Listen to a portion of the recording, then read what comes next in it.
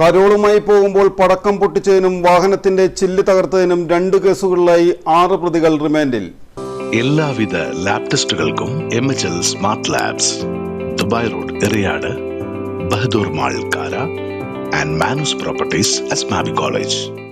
കൊടുങ്ങല്ലൂർ വെഴവന സ്വദേശി കുന്നത്ത് വീട്ടിൽ ഋതിക്, പത്താഴക്കാട് സ്വദേശികളായ പാറക്കൂട്ട് വീട്ടിൽ ബിലാൽ, കൂട്ടുങ്ങപ്പറമ്പിൽ വീട്ടിൽ സിഫാൻ, അവിണിപ്പള്ളി വീട്ടിൽ ആദിത്യൻ, ചക്കാണ്ടി വീട്ടിൽ അനന്തകൃഷ്ണൻ, കൂട്ടുങ്ങപ്പറമ്പിൽ വീട്ടിൽ സൈഫുദ്ദീൻ എന്നിവരെയാണ് കൊടുങ്ങല്ലൂർ ഡിവൈഎസ്പി പി ബിജുകുമാറിന്റെ നേതൃത്വത്തിൽ പോലീസ് അറസ്റ്റ് ചെയ്തത്.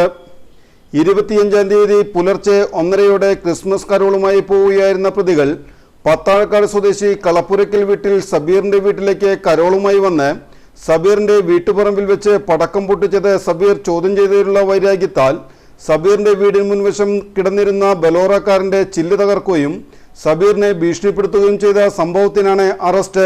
കാറിന്റെ ചില്ല് തകർത്ത സംഭവവുമായി ബന്ധപ്പെട്ട് 26-ാം തീയതി രാവിലെ പ്രതികളും ഇവരുടെ രക്ഷിതാക്കളും സബീറും തമ്മിൽ സംസാരിച്ച് ഒത്തുതീർപ്പാക്കാൻ ശ്രമിച്ചുവെങ്കിലും പരാതിക്കാരനായ സബീറും പ്രതികളിലൊരാളായ സിഫാനും തമ്മിൽ വീണ്ടും തർക്കമാവുകയും ചെയ്തിരുന്നു.